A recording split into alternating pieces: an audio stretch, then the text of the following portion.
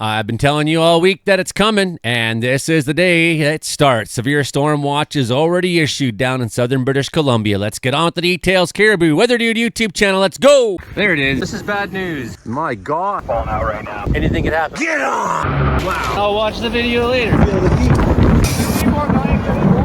They try mopping this. If you wouldn't mind, hit like and share, subscribe, become a channel member, maybe leave a donation down there, buy me a coffee if you want, because I's the buy that builds the forecast. Told you this was coming all week. We got just a slight change in the map from yesterday as we were reporting on the podcast last night. We had, the moderate risk was penciled to be in that Kelowna region, which is now Area D. So that moderate risk now is actually going up for the Kamloops area, Cache Creek area, as well as down towards Hope, but maybe not quite encompassing it. Looks like Merritt will be in that danger zone for the moderate chance. Of course, moderate chance means it's probably going to happen. To what level is maybe up for discussion still. But when you see moderate risk in the weather world, us weather folks, we don't say moderate unless we're sure something's going to happen, right? Area A, moderate risk there, 60 to 90 kilometer an hour. I don't know how many severe thunderstorms we're going to see today, but that risk is there.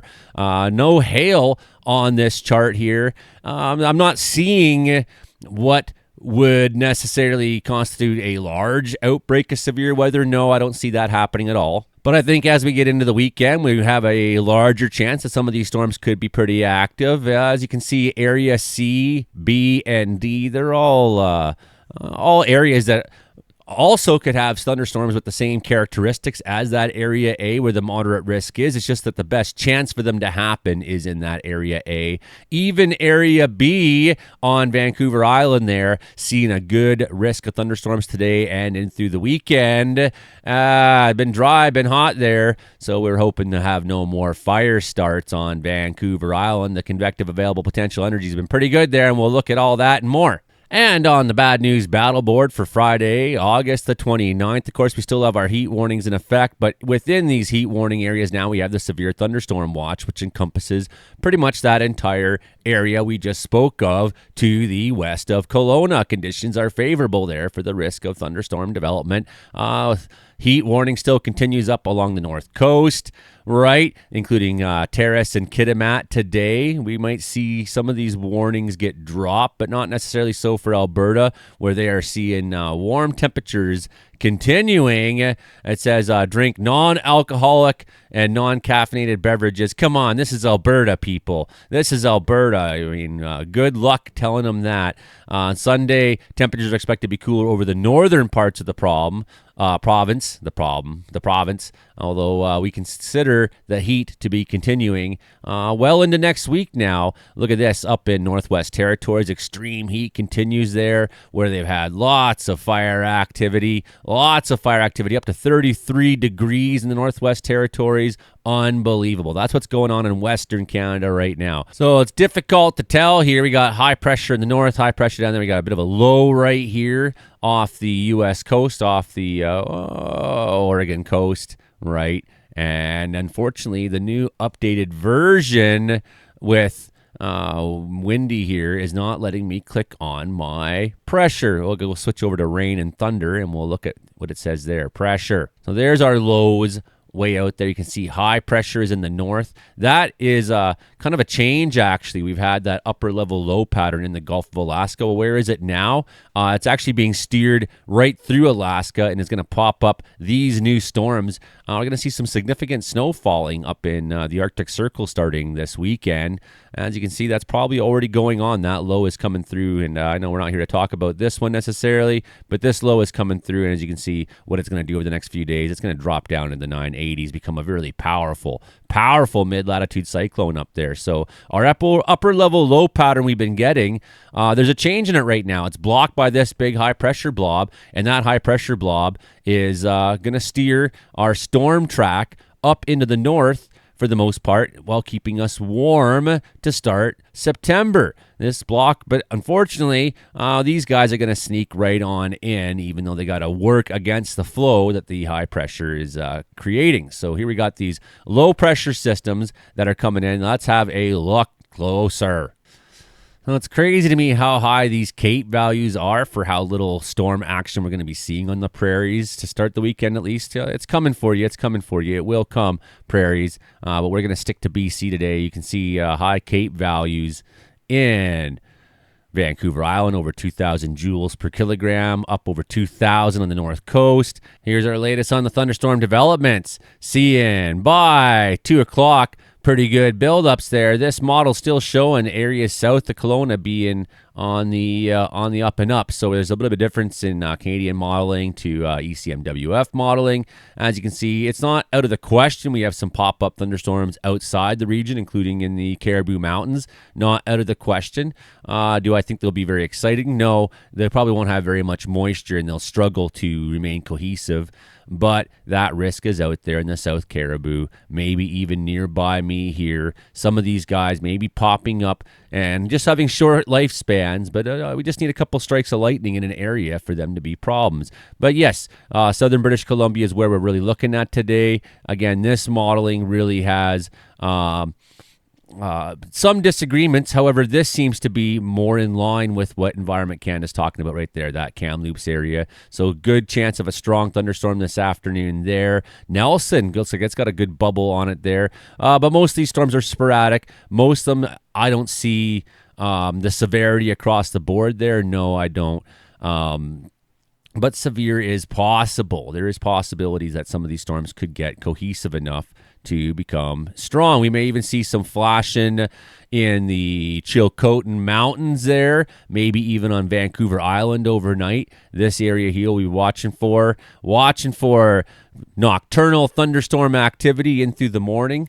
Pretty cool. That's areas south of Bella Coola, basically, maybe Mount Waddington areas, places like that, where you have a lot of mountains there to trigger things. So Rocky Mountains being Saturday, big explosion. That's starting to pop up more and more. Your Alberta storms that we're expecting. Caribou going to be a target on Saturday. Here we're at 1 o'clock in the afternoon on Saturday. Southern British Columbia seeing some errant storms, especially the furthest southeast corner. Weak storms developing out in the West Fraser area and the plateau west of Quesnel. We'll see some of those get some cohesion later in the afternoon. A couple of these being pretty strong. Some stronger storms in my area as well. Areas just to the north of me into the Cariboo Mountains. The Rocky Mountains going to be seeing a lot of activity on Saturday. We're looking at that risk of the Rocky Mountains having new fire starts, although they aren't in the indices for fire danger that other parts of BC are. I am concerned about the Cariboo having too much lightning. We would like to see those lightning storms be really kind to us and do us a favor and not start fires near towns and people's houses and whatnot. As you can see, scattered thunderstorms still at 6 p.m. out there. And the Cariboo, West Cariboo, being probably the most organized thunderstorm in the province. So if there's going to be a severe risk, I would suggest it's going to be in the Cariboo on Saturday. Some of those popcorns might live into the night. Some of them, and sort of those same areas in the South Chilcotin there, could see a flash or two. Fort St. John could see a little flash or two in the nighttime. Low risk, very low risk, very low risk. Okay, we'll go to the morning time now, see how unusual high pressure it's got there, 1021. Doesn't matter because thunderstorms are going to fire Vancouver Island again.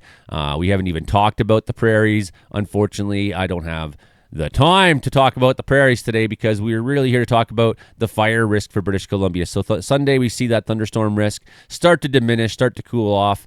I would expect there to be a moment, a crescendo moment. Maybe that's Saturday. If it's Saturday, though, I would expect Sunday to be very, very quiet. So, we could see some changing here. For example, here's some changes. Already Monday, a couple flashes out on Vancouver Island. That's a change. Tuesday, are we seeing something in southern BC? So I'm looking Sunday, Monday, Tuesday to maybe see more activity than the models let on so far. So I think we'll be looking at that next week. I think if we're seeing anything on here already, we know the temperatures are going to be up. Kelowna, 36 degrees on Wednesday. Are you kidding me? We got big time heat next week. The models keep showing more and more heat. This thunderstorm outbreak we're going to have is not the crescendo, I don't think. We're going to still have heat into next week. At some point next week, it cools off. You would think, no, it doesn't seem like it. No, maybe we're going to be going actually into the week after, I should say. And so I would think that sometime next weekend we're going to see more thunderstorm outbreaks. We're going to see the models change a fair bit here in the next little while, friends, because we've gone from there being a couple days of heat to then being a week of heat to now being 2 weeks of heat.